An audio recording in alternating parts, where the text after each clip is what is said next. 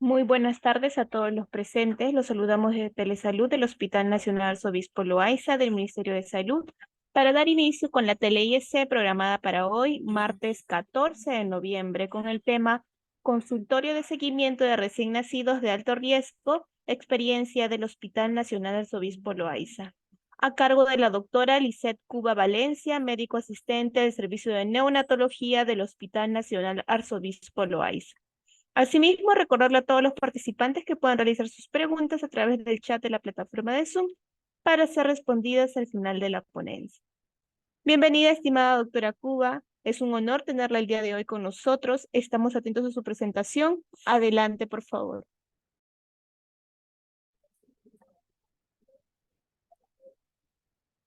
Muy buenas tardes con todos. Agradecer la oportunidad de poder compartir la experiencia de mi servicio en el área de consultorio de seguimiento de recién nacido. Nosotros somos una unidad neonatal que en promedio actualmente tiene 1.500 partos, de los cuales una población importante de ellos son pacientes que van a requerir algún manejo especializado por distintas áreas de nuestro servicio. La gran mayoría, ¿no? Obviamente van a pasar a un área de alojamiento conjunto, van a estar con la mamita y prontamente en casa, reunidos en familia. Pero esto, en algunos casos, en un porcentaje menor, no es así. Y para estos pacientes que requieren algún tipo de hospitalización por alguna patología individual, existen algunos criterios de seguimiento que vamos a ir comentando más adelante, de acuerdo a las diversas morbilidades que ellos pueden presentar. Entonces, vamos a comentar un poquito acerca de cuál es el escenario actual que tenemos en lo que corresponde a, de alguna manera, las patologías neonatales, ¿no? Sabemos que la atención perinatal ha contribuido tremendamente al aumento de la supervivencia de nuestros recién nacidos, así como una disminución de la morbilidad en muchas patologías de nuestros neonatos, sobre todo de los bebés prematuros, que son una población bastante vulnerable, ¿no? A nivel mundial se habla de que existe una tasa en promedio de 4 a 16% de recién nacidos prematuros. En el hospital Loaiza tenemos que este porcentaje es de 15.4%, de los cuales el 18% son recién nacidos prematuros con peso menor a 1.500. Pero existen también otros niños que requieren hospitalización, ¿no? Con otras patologías como pacientes con asfixia perinatal, que pueden ser productos a términos, pacientes que requieren algún tipo de procedimiento, ¿no? Secundario a alguna ictericia neonatal o alguna patología metabólica, que también van a requerir algún tipo de monitoreo individualizado. Recordemos también, ¿no?, que dentro de las patologías que vamos a mencionar tenemos a la prematuridad, y esta contribuye con un saco importante, ¿no?, como causa de mortalidad en los niños menores de 1 año, ¿no? En general, ¿no? Porque es importante conocer que estas morbilidades que afectan a nuestros neonatos deben ser monitorizadas, deben ser acompañadas, es debido a que posterior al alta, ¿no?, existen factores de riesgo que podrían generar algún tipo de discapacidad. Entonces, si nosotros las evaluamos y actuamos de manera oportuna, vamos de alguna manera a disminuir los riesgos en su vida futura, en su vida adulta, ¿no? Vamos a optimizar su máximo potencial de estos pequeños pacientes. Mencionar aquí, entonces, vamos a quitar un ratito la cámara para poder ver toda la pantalla. Ok. Mencionar aquí, por ejemplo, que tenemos que para el 2030 todos los países, deberían haber alcanzado una meta de 12 o menos muertes neonatales por 1.000 nacidos vivos. Esto es parte de las metas de la OMS en la que nosotros también trabajamos. Para esto se optimiza, ¿no?, el tema de los traslados oportunos, diagnósticos y controles prenatales. Se trabaja activamente en la implementación de las unidades neonatales para que nuestros neonatos puedan tener una hospitalización con todas las condiciones mínimas de atención. Se capacita al personal diariamente, se motiva para que de alguna manera ellos puedan ser parte. Pero parte de este fin no es únicamente en la prevención de la morbilidad, sino también de la mortalidad, sino también del riesgo de discapacidad futura que pueden tener estos pequeños pacientes. Aquí simplemente para resaltar que en el caso de los prematuros tenemos un porcentaje muy similar, que ya decíamos que era el 15% de prematuridad. Entonces, yéndonos a lo que vamos a conversar hoy día en relación al consultorio de seguimiento de recién nacido de alto riesgo, ¿qué es lo que hacemos aquí? Pues son un conjunto de actividades que nos van a permitir darle seguimiento, ¿no? A nuestros pacientes pequeños que vamos a definir ahora, los niños de alto riesgo, para identificar oportunamente, darles una atención integral e intervenir de manera precoz, ¿no? Generando un enfoque multidisciplinario, centrado no solo en nuestro paciente, sino también en sus familias. ¿A quiénes va dirigido este consultorio? Pues se menciona en la literatura, ¿no? Ya con una denominación, los famosos niños NEAS. ¿Quiénes son los NEAS? Son aquellos niños que van a requerir un riesgo, que van a tener un riesgo elevado de alguna condición crónica, que puede ser física, emocional, del desarrollo, del comportamiento, que van a, producto de esto, requerir servicios de salud, de repente con mayor cantidad o calidad, ¿no? Y obviamente requieren un manejo, un acompañamiento individualizado.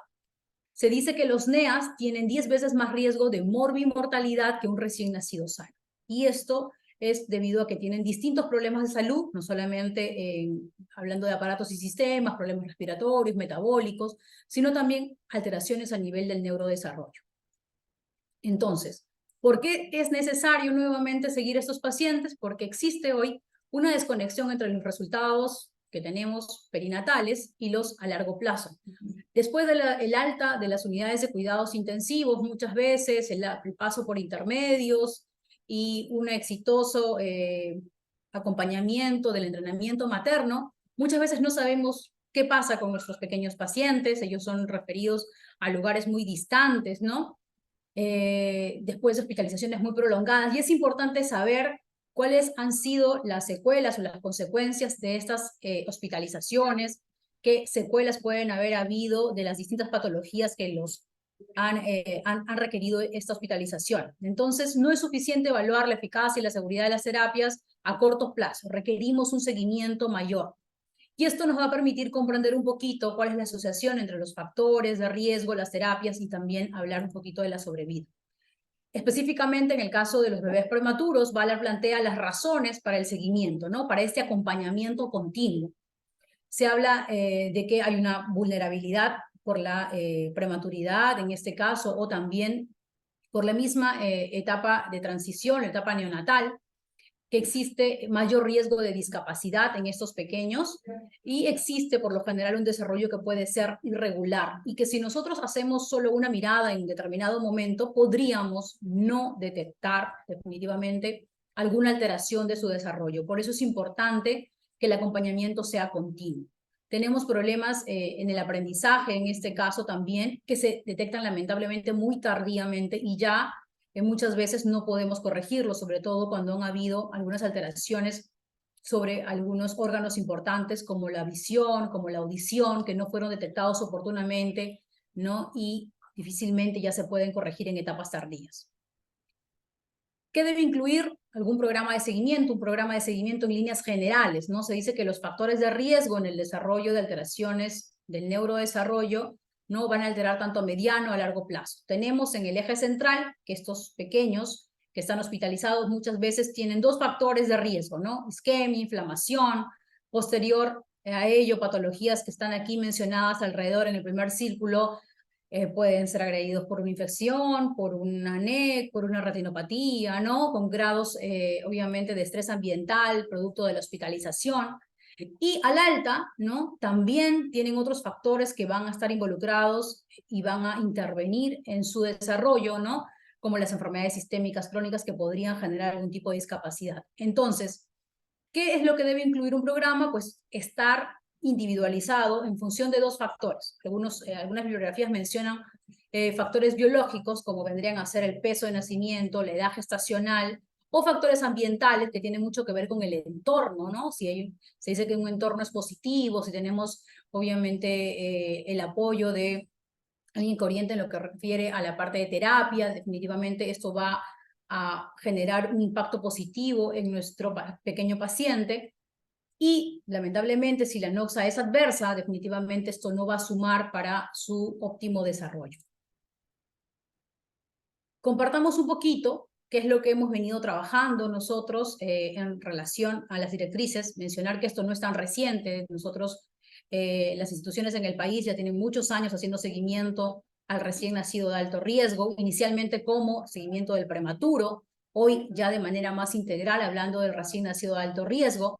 Existen unas actualizaciones que se hablan aquí en el 2020 de las directrices de las prácticas de la OPS, ¿no? De la evidencia de lo que es el seguimiento, y aquí, de alguna manera, con medicina basada en evidencia, se dan algunas directivas que se recogen, obviamente, para actualizar también la normativa, y es así que en el 2021, el Servicio de Neonatología de nuestro hospital presenta el manual de seguimiento del recién nacido de alto riesgo, que detallaré más adelante en relación a los criterios de inclusión y a cómo más o menos está estructurado, con la resolución que está descrita en agosto del 2021.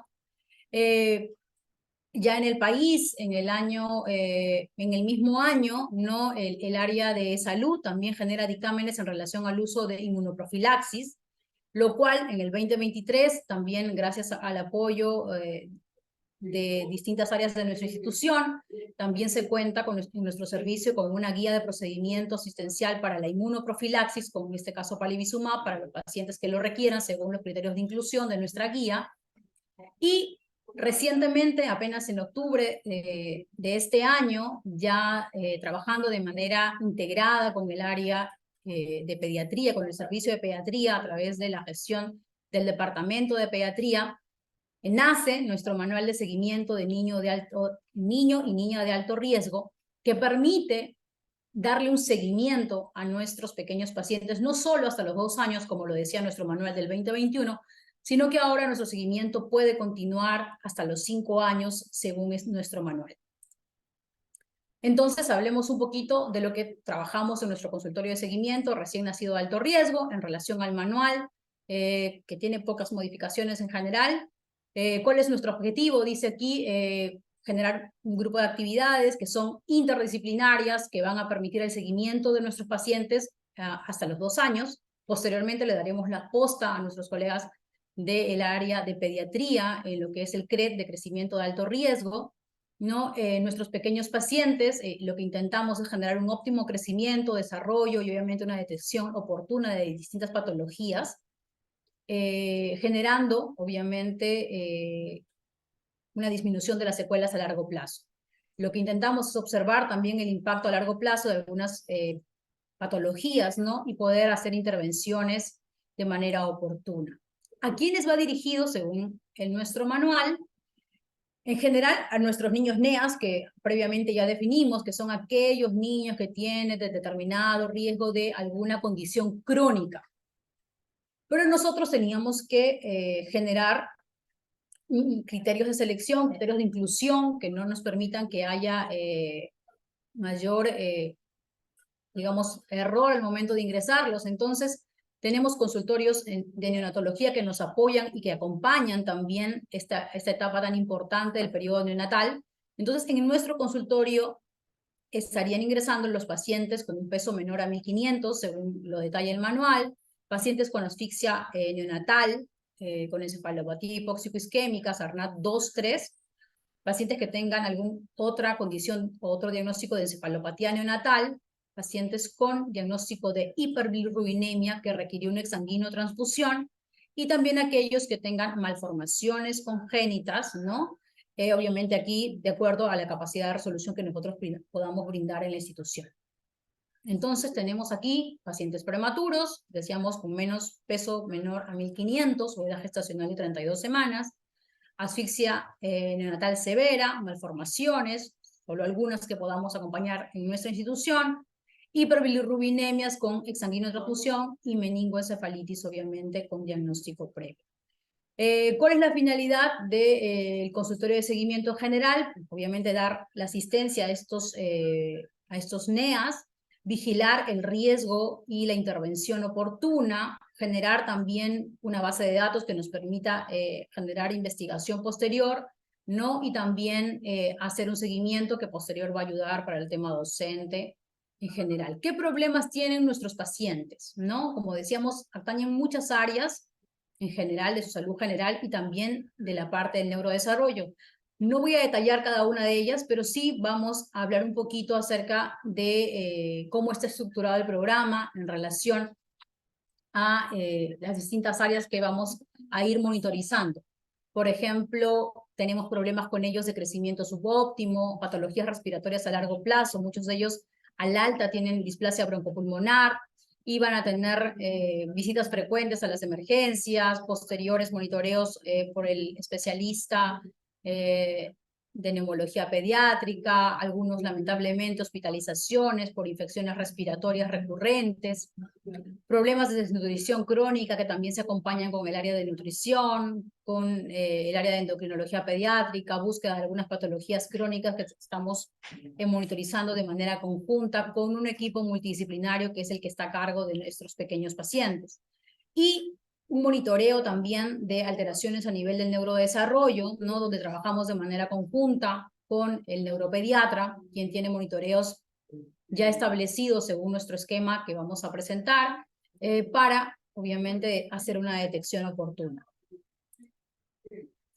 Entonces, ¿cómo hacemos para que un paciente ingrese al consultorio de seguimiento? Se coordina con el padre sobre la importancia de la adherencia a este consultorio, se le otorga una cartilla para el seguimiento, ¿no? Del recién nacido, que es una imagen, ¿no? Representativa de, y se le da una fecha de la primera cita. Además, con temas administrativos, en la hoja de contrarreferencia, que es algo que siempre colocamos ahí, se le coloca seguimiento del recién nacido de alto riesgo por 2 años, inicialmente cuando el CIS nos permitía obviamente este tiempo, ahora esperemos que se pueda ampliar. ¿Y cuál sería el flujo interno que nosotros tenemos, obviamente, de conocer que de nuestro grupo total de nacimientos, solo un porcentaje cumplen estos criterios de inclusión, que ya los hemos detallado previamente? Y mencionábamos, se genera una coordinación con los papitos, se le brinda su cartilla y se le asigna su primer control, ¿no? Para poder ser ingresado al consultorio de recién nacido de alto riesgo. Entonces, ¿cuándo inicia el seguimiento del recién nacido de alto riesgo? Inicia desde la hospitalización, ¿no? Y para eso el equipo que está a cargo de nuestro pequeño paciente durante la hospitalización tiene a cargo, obviamente, el entrenamiento de los papitos a través del acompañamiento durante la hospitalización, ¿no? Hasta que ellos logren una alimentación 100% enteral por lo general, ¿no? Con una ganancia sostenida de peso, que ya tengan una regulación térmica, que tengan un centro respiratorio maduro, ¿no? Que logremos que nuestros papitos estén entrenados y hayan demostrado el dominio de alguna manera para el cuidado de su recién nacido y se haya evaluado el entorno de nuestro pequeño paciente. A la vez, desde el punto de vista médico, tenemos que hacer algunas pesquisas individualizando a cada uno de nuestros pacientes, por ejemplo, si son prematuros, la detección temprana de retinopatía del prematuro a través de lo que es el semáforo de la OPS, a su vez evaluaciones de emisiones otoacústicas que se hacen el 100% de nuestros recién nacidos a través de lo que es el área de tamizaje, ¿no? En algunos de ellos va a ser requerido posteriormente, según calendario, los potenciales evocados auditivos, estudios. Dependiendo de la patología mencionaba, en el caso de la prematuridad, sí tenemos estudios de ecografía cerebral, ¿no? Durante la hospitalización, previa al alta y posteriormente también monitorizadas. En algunos casos, pacientes con asfixia perinatal, probablemente también, ¿no? Dependiendo del tipo de patología, se individualizan los exámenes auxiliares que van a requerir. A su vez, tenemos un monitoreo de lo que corresponde a un tamizaje cardiológico de nuestros pequeños pacientes, ¿no? Y un monitoreo de un perfil bioquímico al alta en la búsqueda de algunas patologías que podrían ser tardías, ¿no? Dependiendo de cada uno de ellos, buscando osteopenia, anemias que también se podrían presentar posterior al alta. en los que cumplan criterios de inclusión, también se puede hacer la inmunoprofilaxis de ser el caso. Entonces, ¿qué es lo que va a pasar con esos pacientes? Se le entrega las indicaciones, obviamente, al alta. Hay un equipo que está a cargo de la parte del alta, que es el médico asignado en el área de intermedios, que es quien brinda las indicaciones de alta, al igual que la enfermera que está a cargo de nuestro paciente. Se le entrega su primera cita y obviamente también el carnet de vacunas si durante la hospitalización ya completó de repente, dependiendo del el tiempo de estancia, las primeras vacunas o de repente poco más de ellas, ¿no? Entonces, más o menos para cómo nos hemos estructurados, siempre cuando ponemos quién recibe las indicaciones de alta, estamos habituados a colocar la imagen de una mamita, ¿no? Que acompaña el entrenamiento, pero muchas veces también son los papitos que están ahí presentes.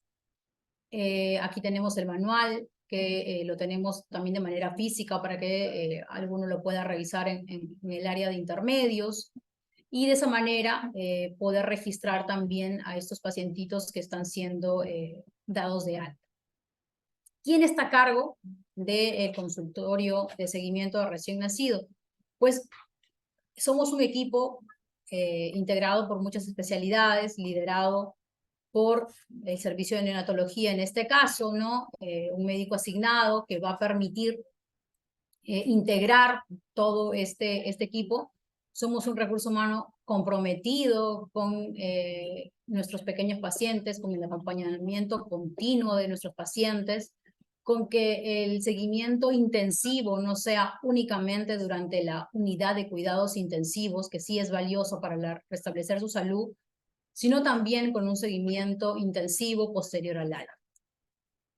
Y entonces tenemos aquí 2 estrellas porque somos un seguimiento por un equipo médico, pero también tenemos un entorno que es parte fundamental, porque si la familia no se compromete, no acompaña, no permite continuar esta orientación, definitivamente no se puede lograr mucho. Entonces, después del alta hospitalaria, somos ambas áreas las que de alguna manera acompañamos de manera activa a este pequeño paciente para que logre su óptimo desarrollo.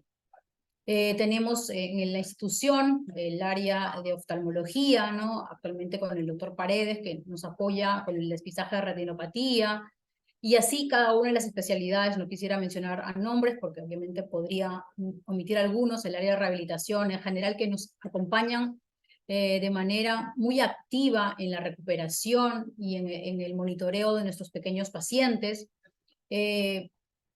Existe un trabajo de manera integrada con distintas áreas para poder lograr un acompañamiento. Sabemos que lamentablemente a veces no tenemos toda la oferta para responder a tanta demanda en cuanto al tema de atención. Sin embargo, siempre el compromiso, ¿no?, de muchos de los colegas hace que nuestros pequeños pacientes puedan ser atendidos de manera oportuna para poder brindar las atenciones que ellos requieren según su esquema que ahora vamos a detallar.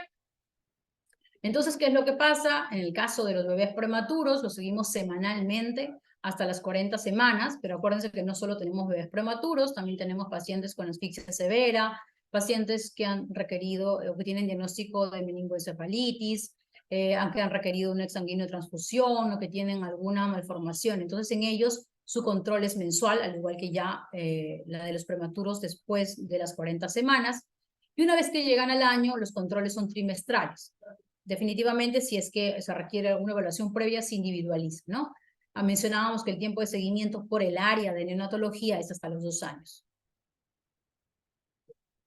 Entonces, esta es una estructura de más o menos cuál sería el esquema de seguimiento. Pues se genera una historia clínica, se genera una antropometría en el área de triaje, se evalúa en función de las curvas que vamos a detallar ahora, y se generan acciones específicas según el momento, ¿no? Pueden ser la función visual, auditiva, neurodesarrollo, y se va individualizando.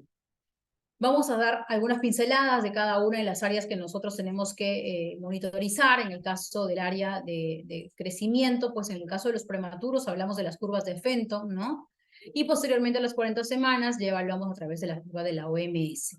En cuanto a la alimentación, nuestra institución, que es un hospital amigo de la lactancia materna, contamos con el área de consultorio de lactancia materna, quien nos apoya con la orientación al alta, ¿no? Recordemos que estos bebés pueden haber estado con mucho tiempo separados de las mamitas, lamentablemente, por las hospitalizaciones prolongadas, entonces la producción de leche a veces se ve disminuida, entonces requieren un acompañamiento cercano para poder, ¿no?, mejorar las técnicas de extracción, si así lo requieren, o las técnicas de lactancia materna. Entonces, priorizando siempre el uso de la lactancia materna, pero en el caso de algunos de ellos, donde su requerimiento nutricional no es únicamente con lactancia materna exclusiva, se puede generar fórmula para prematuros, ¿no?, dependiendo de su ganancia ponderal en una evaluación individualizada en función de los percentiles.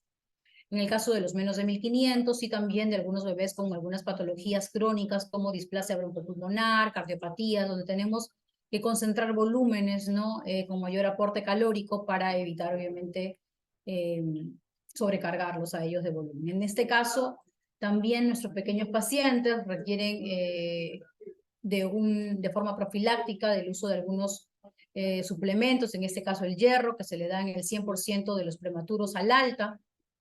Estamos hablando básicamente de los menos de 1500, que son los que participan del consultorio, de forma profiláctica, y sí tienen obviamente un diagnóstico, se incrementa la dosis, ¿no?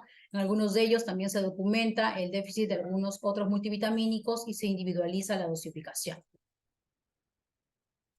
En cuanto al neurodesarrollo, vamos a mencionar que usamos los test de desarrollo cognitivo que se utilizan hasta los 2 años y hacemos un trabajo conjunto con el especialista en esta área, que es la neuropediatra.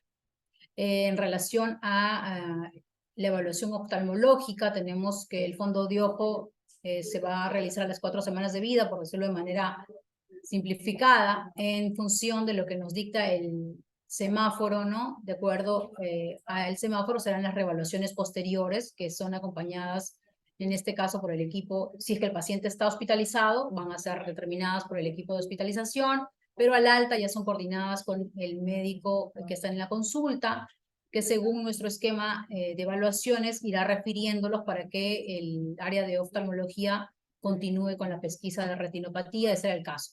Entender que no solamente termina una vez que tenemos ya un paciente que ha superado de alguna manera la maduración retiniana, que sabemos que se ve alterada por la prematuridad, sino que también estos pequeños pueden tener algunas alteraciones de refracción que también podrían generar problemas de ceguera posterior. Entonces es importante que haya un monitoreo durante estos 2 primeros años para descartar estrabismo y algunas otras alteraciones que se pueden presentar.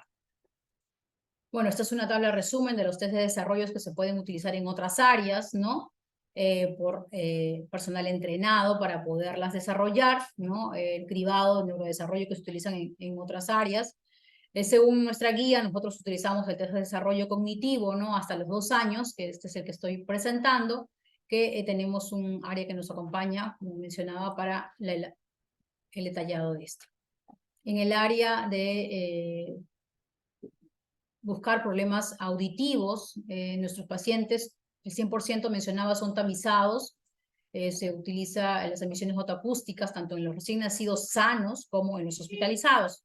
Sin embargo, en los pacientes hospitalizados ya tenemos un esquema donde a los 2 a 3 meses estamos pidiendo potenciales evocados auditivos, ¿no? Y posteriormente hay un monitoreo conjunto con el área de otorrino, de ser el caso. En cuanto a la valoración cardiológica, va a depender de la patología individualizada de nuestros pacientes, requiriendo algunos estudios de imágenes. En el área de cardiología pediátrica tenemos los estudios de imágenes que muchas veces se van a tener que requerir para el monitoreo integral de nuestros pacientes según los esquemas, y también las evaluaciones posteriores por otras áreas como psicología, odontopediatría, el área de servicio social. En relación a las inmunizaciones, mencionar que seguimos obviamente de forma cronológica, ¿no? Respetando lo que es el calendario de inmunizaciones, que ya sabemos que tiene una actualización del 2022, donde también se remarcan algunas variaciones. Básicamente menciono aquí, por ejemplo, el de la BCG, que menciona ya que podemos vacunar a nuestros pacientes con peso de 1500 en adelante, ¿no? Lo cual es una variación que ha presentado este esquema. Desde este año estamos brindando la inmunoprofilaxis con palivizumab, que es un anticuerpo monoclonal, entender que la inmunización pasiva, en este caso con este anticuerpo monoclonal, es una intervención importante para disminuir la enfermedad grave por virus sincitial respiratorio en niños de alto riesgo, como nuestros pacientes, que son parte del consultorio de seguimiento. Entonces, con esta guía intentamos contribuir a la disminución de la morbilidad causada por la infección grave por virus sincitial respiratorio, ¿no? Así como el porcentaje de ingresos hospitalarios que se pueden brindar, ¿no? Por esta patología. ¿En quiénes? En pacientes de alto riesgo, ¿no? Que vamos a detallar ahora. Entonces, nuestros criterios de inclusión para la inmunoprofilaxis con palivizumab son recién nacidos con una edad gestacional menor o igual a las 28 semanas, ¿no? O extremo bajo peso al nacer, es decir, bebés con menores de 1 kilo, ¿no? Tenemos dos criterios, o la edad gestacional o el peso de nacimiento. Y en el caso del segundo criterio, puede ser la edad gestacional, es decir, recién nacidos de 29 a 32 semanas o de un peso de 1000 a 1500 gramos, más una de las siguientes patologías, que puede ser la displasia broncopulmonar o la cardiopatía congénita, ¿no? Con una edad, obviamente, nuestros pacientes tienen que tener una edad cronológica menor a 1 año, ¿no? Y obviamente, y menos de 3 meses de edad corregida al inicio de la inmunoprofilaxis. Esos son los criterios que están en nuestra guía de procedimiento. Aquí tenemos algunas de las contraindicaciones. ¿Cómo es más o menos el flujo? Pues nuestro paciente, bueno, en este caso el apoderado de nuestro paciente es informado en relación a la inmunoprofilaxis y los beneficios para la prevención de infecciones respiratorias graves por virus sincitial respiratorio, y ellos firman un consentimiento informado, ¿no? Entonces el médico tratante va a evaluar los pacientes que cumplan el criterio de inclusión para la inmunoprofilaxis. El médico comunicará a los familiares del paciente, ¿no? Y se generará una consejería previa al alta y se llenará el consentimiento de forma obligatoria, ¿no? Se programará la administración, en este caso de la inmunoprofilaxis, el día del alta o previo al día del alta, en el caso, en el área, por lo general son pacientes que están en el área de intermedios, ¿no? Y la primera dosis se administrará durante la hospitalización. Para esto tenemos el apoyo del equipo de enfermería, ¿no? Quienes se encargan del recojo, el manejo de lo que es la cadena de frío, la colocación y el registro también de la inmunoprofilaxis. Nuevamente aquí este flujo, que solamente es para recordar quiénes son los que cumplen los criterios de inclusión: menores de 1 kilo, de 1 kilo a 1500, con determinadas patologías que puede ser displasia o cardiopatía congénita, según lo estipula nuestra guía de procedimiento. La dosis que se administra, en este caso de la inmunoprofilaxis, que son 15 miligramos kilodosis. Sabemos que son 5 dosis, de la segunda a la quinta dosis se van a administrar ya en el área de consultorio, ¿no? El área que lo expende es el área de farmacia de materno de nuestro hospital, previa prescripción del médico que lo indica. Quien está a cargo del recojo, el manejo de la cadena fría y del registro es el área de enfermería. Y también tenemos un registro digital que lo ve el médico de consultorio de alto riesgo. Más o menos nuevamente para ver cuál era el flujo que estamos manteniendo en estos pacientes y el flujo posterior que se hace al alta. Mencionaba que había un cronograma de seguimiento, entonces aquí este es el de la guía de la OPS, que es probablemente la base de las directrices que se han generado después del año 2020. Y aquí, como ven, los primeros controles son bastante cercanos en relación a la antropometría, evaluación clínica de nuestros pequeños pacientes, hasta que llegan a las 40 semanas. Posterior a ello, ¿no? Se van distanciando dependiendo de si pueden ser mensuales, ¿no? Y mencionábamos que después del año ya eran los controles trimestrales. ¿Qué detallamos en cada una de estas evaluaciones? Como ven aquí, hay momentos para la evaluación neurológica, para los estudios de imágenes, para la valoración del neurodesarrollo, para el momento de la valoración del tamizaje auditivo, en este caso los potenciales evocados auditivos, para la pesquisa, en este caso de retinopatía del prematuro, de ser el caso, ¿no? También los estudios de anemia, ¿no? Y la suplementación del mismo posterior con hierro, el uso de inmunoprofilaxis, sí se cumple con el criterio de inclusión, el monitoreo de algunas funciones vitales que también se tienen que evaluar y estudios de imágenes de cardiología de individualizando a nuestros pacientes. Este es el cronograma que nosotros manejamos en el servicio, ¿no? La evaluación que mencionábamos que hasta las 40 semanas era semanal, posterior es mensual y posterior a ello trimestral. Un monitoreo neurológico que es a las 40 semanas, a los 3 meses, 6 meses, 9, 12. El monitoreo auditivo, ¿no? Que lo podemos hacer con los colegas de otorrino, la evaluación oftalmológica, también con el área de oftalmología pediátrica. Y ya tenemos colegas que nos están acompañando de manera con mucho compromiso en esta área, ¿no? Anteriormente teníamos al doctor Mitsugaray, ahora actualmente mencionaba al doctor Céspedes, que también nos acompaña en la parte hospitalaria, pero también brindando cupos en el área de en la parte ambulatoria. La evaluación, obviamente, por el área de medicina física y rehabilitación, el 100% de nuestros pacientes son acompañados en esta área, en distintos esquemas, ¿no? Algunos ya han sido dados de alta, ¿no? Con mucho éxito, después de un largo acompañamiento. Y, bueno, algunas otras áreas que también van de la mano monitorizando. Tenemos, por ejemplo, en el área de consultorio, donde son evaluados mensualmente. ¿Qué es lo que pasaba en general en los avances en el consultorio? Tenemos que desde el 2021 ya tenemos un área asignada, un espacio físico y venimos funcionando de manera ininterrumpida. Tenemos el consultorio físicamente en el pabellón 7 del departamento de pediatría, en el piso 2, donde está el área de consultorios. El primer año se brindó una atención de seguimiento a 45 pacientes, actualmente ya tenemos 35 que han ingresado en el 2023. Desde el mes de julio, como les comentaba, ya estamos brindando inmunoprofilaxis. A la fecha ya son 7 los pacientes que han sido beneficiados, que cumplen los criterios de inclusión. Estamos coordinando continuamente con el área del CIS y el área de consulta externa para poder brindar una atención diferenciada. Hemos creado pequeños carnés que de alguna manera los pueden identificar y permiten que puedan ser atendidos de manera diferenciada en los módulos de atención.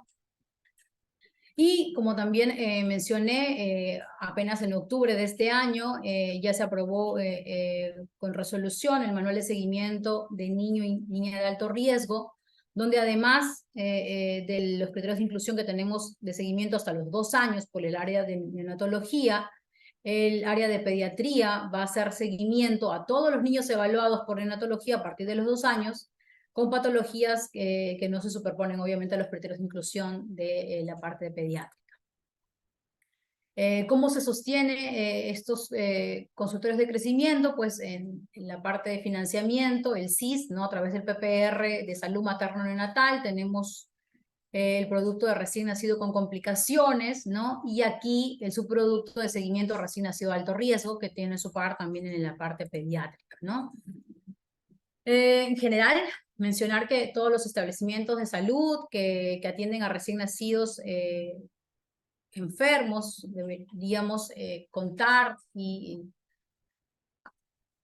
apoyar lo que corresponde al seguimiento, este acompañamiento continuo de manera multidisciplinaria de estos pequeños pacientes, generar un seguimiento individualizado, evaluando tanto los factores biológicos y ambientales de nuestros pacientes. Entender que antes del alta se debe iniciar una evaluación médica de forma detallada, haciendo los screenings, individualizando a nuestros pacientes y también generando una evaluación psicosocial, en este caso de la familia. Entender que el protocolo de seguimiento debe incluir la evaluación integral que permita que tengamos un diagnóstico precoz, intervenir de manera temprana, ¿no? Cuidando no solo a nuestro pequeño paciente, sino también generando este acompañamiento con nuestra otro soporte importante que es la familia de nuestros pacientes, ¿no? Después del alta hospitalaria empieza un gran desafío, ¿correcto? Para estos pacientes que tienen necesidades especiales de atención de salud. Necesitamos crecer, ¿no? Entender que no solamente es un indicador de salud hacer el seguimiento, sino es un compromiso de todas las áreas que tenemos, unidades de cuidados intensivos, neonatal, que manejamos pacientes hospitalizados, saber cuál es el seguimiento de esos pacientes, qué patologías a largo plazo se van entregando como para hacer también un feedback de cuál ha sido nuestro manejo, qué cosa podemos ir optimizando en nuestra intervención diaria durante la hospitalización. Compartir a propósito de la semana del Día Mundial del Prematuro, la Semana del Prematuro, ¿no? Este es el equipo, parte del equipo del Servicio de Neonatología del Hospital Loaiza, quienes trabajan comprometidos con la recuperación de su salud, siempre mejorando, intentando mejorar la sobrevida de nuestros pequeños pacientes, porque sabemos que juntos podemos cambiar su historia. Gracias.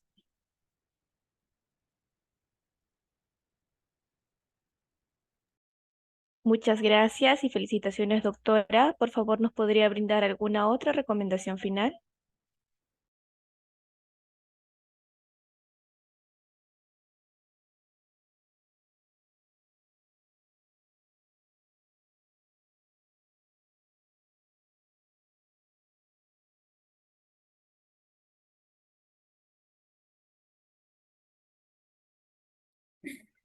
En general, mencionar que la sensibilización del seguimiento inicia desde que el paciente es hospitalizado. Nuestros pacientes requieren un acompañamiento continuo, como lo he reiterado, y qué mejor que desde el primer momento la familia se sienta parte importante de este seguimiento a largo plazo. Es importante que involucremos a las familias, ¿no? Sé que todos trabajamos, a pesar de las limitantes que podemos tener, en tener unidades abiertas hacia los padres.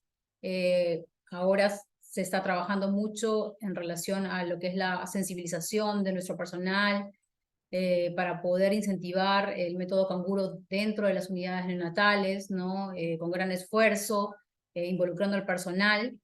Y a pesar de las limitantes que pueden haber, que siempre va a haber de repente un pero, intentar recordar que el recurso más importante que tenemos somos nosotros, ¿no? El personal comprometido que va a seguir logrando que estos pacientes sean monitorizados a largo plazo. Nuevamente felicitarla, doctora Cuba. Su ponencia se ha desarrollado de forma clara. Agradecer a todos por su participación el día de hoy e invitarlos a suscribirse a nuestro canal de YouTube. Nos pueden encontrar como Hospital Nacional Arzobispo Loaiza. Ahí podrán ver nuevamente las telecapacitaciones y tele-IEC. De igual manera pueden escribirnos en los comentarios otros temas de interés que les gustaría que se tocaran próximamente. Muchísimas gracias, doctora Lizeth Cuba Valencia. Ha sido un honor el día de hoy tenerlo con nosotras. Gracias.